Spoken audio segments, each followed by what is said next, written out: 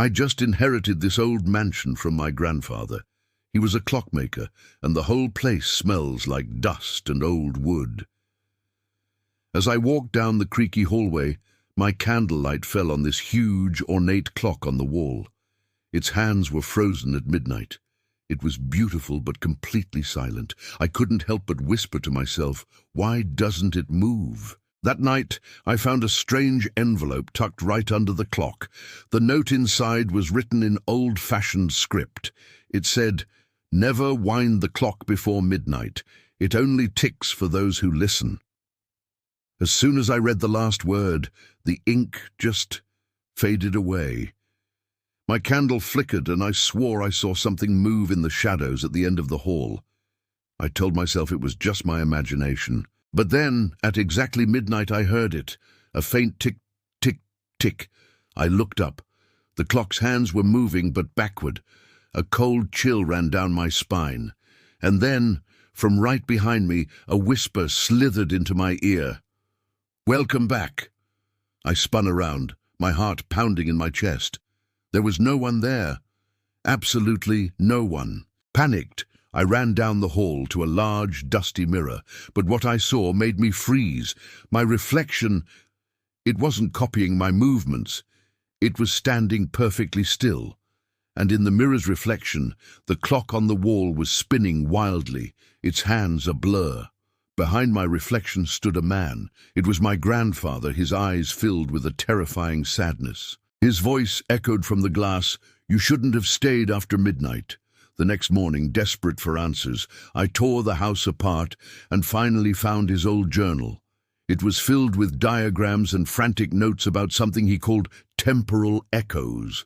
He was trying to freeze time itself, to create a moment where he could speak with the dead. The journal said the clock wasn't just a clock, it was a doorway that only opens when time stops.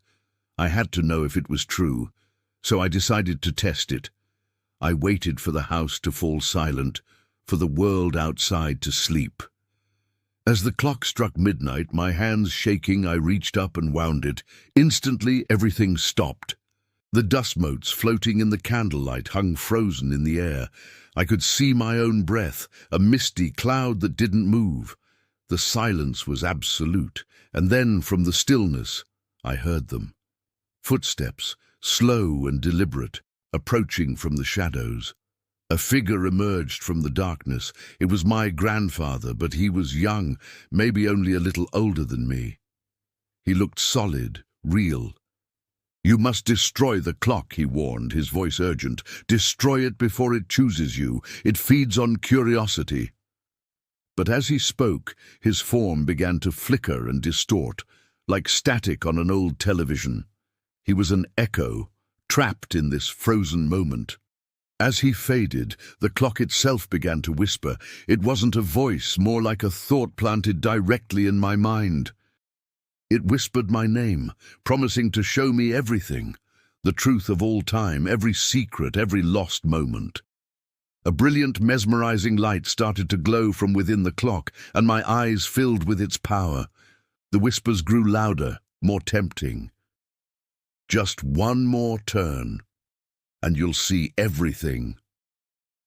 My rational mind screamed at me to run, to smash it. I found an old hammer in a toolbox and raised it high, ready to shatter the glass and the gears. But then an image formed on the clock's face. It was my mother. She died when I was a little girl. But here she was, alive and smiling, calling my name through the glass. Tears streamed down my face, and the hammer felt impossibly heavy in my hand. The clock whispered one last time, "Save her, or break me." A scream tore through the frozen silence of the house. Then everything went black. When the light returned, the wall was empty. The clock was gone. I was standing in the hallway, completely alone, silent, motionless, my eyes now glowing with a faint blue light. The clock didn't need the wall anymore. It found a new home. It rests inside me now, its heart ticking softly, patiently, whenever the world outside sleeps, waiting.